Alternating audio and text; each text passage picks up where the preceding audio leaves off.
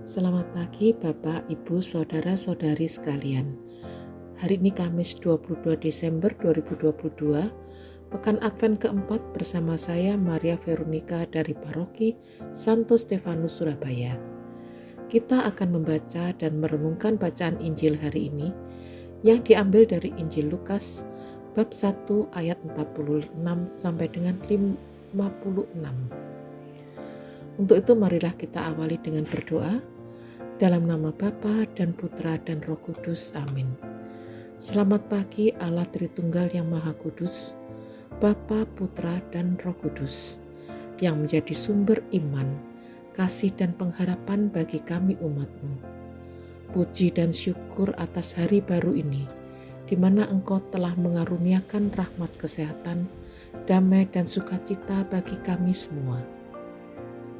Hari ini kami akan membaca terang firman-Mu dan mencoba untuk merenungkan apa yang ingin Kau sampaikan kepada kami melalui Injil suci-Mu hari ini. Utuslah Roh Kudus-Mu agar berkenan membimbing, menuntun, serta mengarahkannya. Semua ini kami haturkan kehadirat-Mu dengan perantaraan Putra-Mu yang terkasih, Tuhan kami, Yesus Kristus. Amin.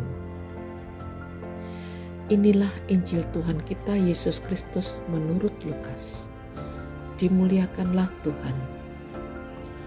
Dalam kunjungannya kepada Elisabet, ketika dipuji bahagia, Maria memuliakan Allah dan berkata, "Jiwaku memuliakan Tuhan, dan hatiku bergembira karena Allah Juru Selamatku.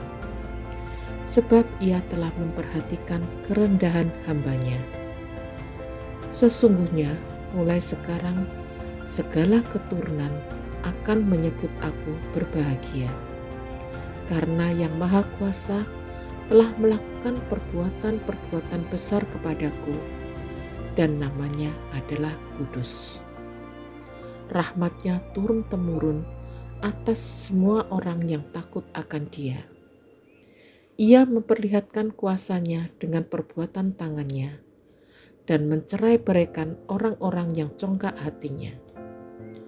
Ia menurunkan orang-orang yang berkuasa dari takhta-Nya dan meninggikan orang-orang yang rendah. Ia melimpahkan segala yang baik kepada orang yang lapar dan menyuruh orang yang kaya pergi dengan tangan hampa. Ia menolong Israel hamba-Nya karena Ia mengingat rahmat-Nya seperti yang dijanjikannya kepada nenek moyang kita, kepada Abraham dan keturunannya untuk selama-lamanya." Kira-kira 3 bulan lamanya Maria tinggal bersama Elisabet, lalu pulang ke rumahnya. Demikianlah Injil Tuhan. Terpujilah Kristus.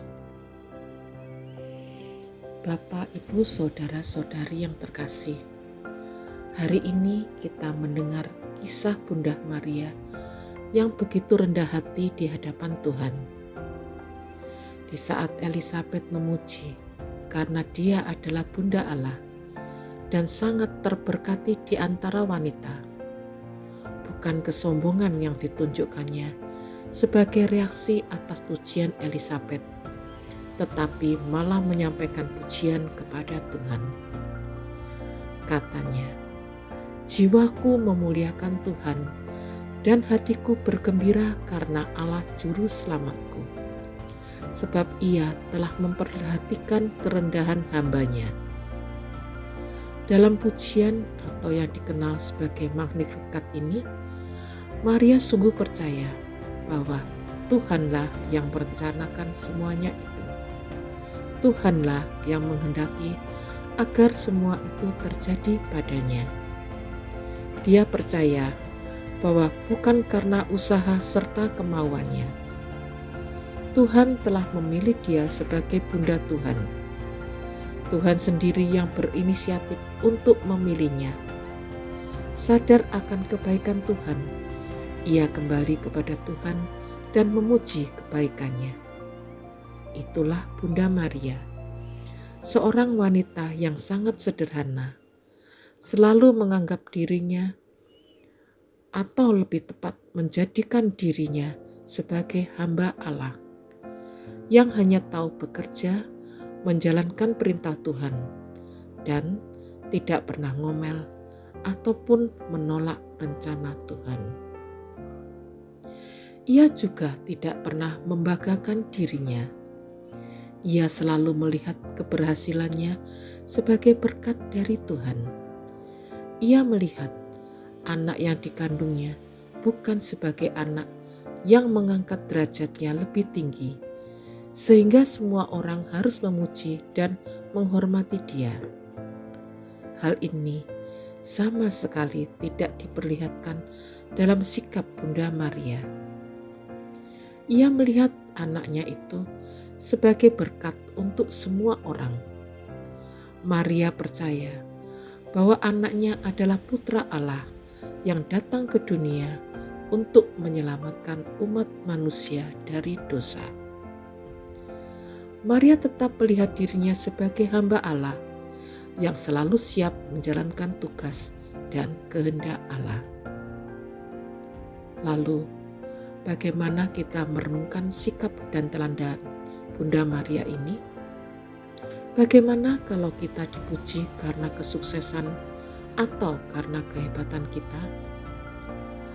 Apakah kita juga mengikuti dan meladani sikap Bunda Maria yang selalu rendah hati dan meneruskan pujian itu kepada Tuhan? Bukankah hanya Tuhanlah yang patut dipuji? Karena Tuhanlah sumber kesuksesan dan keberhasilan kita. Atau kita begitu bangga dan sangat merasa hebat, sampai-sampai kita lupa bahwa sesungguhnya Tuhanlah yang selalu bekerja dalam diri kita, dan hanya Dialah yang memungkinkan semua keberhasilan itu terjadi. Maka marilah kita sadar, hendaknya kita selalu rendah hati di hadapan Allah dan sesama. Kalau kita mengalami kesuksesan, angkatlah pujian kepada Tuhan, karena sesungguhnya Tuhanlah yang selalu bekerja dalam diri kita untuk setiap kegiatan kita. Tuhanlah yang memberi kita hidup. Tuhanlah yang menciptakan tubuh kita, otak, mata, telinga, tangan kita. Tuhanlah yang selalu menuntun kita agar kita selalu berjalan di jalan yang benar. Tuhanlah yang selalu memungkinkan semuanya bisa terjadi. Kita berusaha agar dalam hidup kita selalu meneladan sikap dan hidup Bunda Maria yang selalu mengangkat pujian kepada Tuhan, yang selalu menjadi inspirasi dan teladan hidup kita. Marilah kita mohon kepada Bunda Maria supaya senantiasa Dia mendoakan kita. Marilah berdoa. Kembali kami bersyukur kepadamu, Allah Bapa, Allah Putra, dan Allah Roh Kudus. Terima kasih atas firman-Mu dan juga bimbingan Roh Kudus-Mu. Hari ini kami telah Kau ajarkan bagaimana kami dapat bersikap rendah hati dan selalu bersyukur kepada Bunda Maria dalam setiap kesuksesan serta keberhasilan yang kami peroleh. Semua itu semata-mata karena kasih-Mu, karena cinta-Mu, serta karena campur tangan-Mu. Maka dengan demikian membuat dan menjadikan kami semakin sadar hanya Engkaulah satu-satunya andalan dan sandaran hidup kami, kini dan sepanjang masa. Semua ini kami haturkan kehadirat-Mu dengan perantaraan Putra-Mu yang terkasih, Tuhan dan Tuhan kami, Yesus Kristus.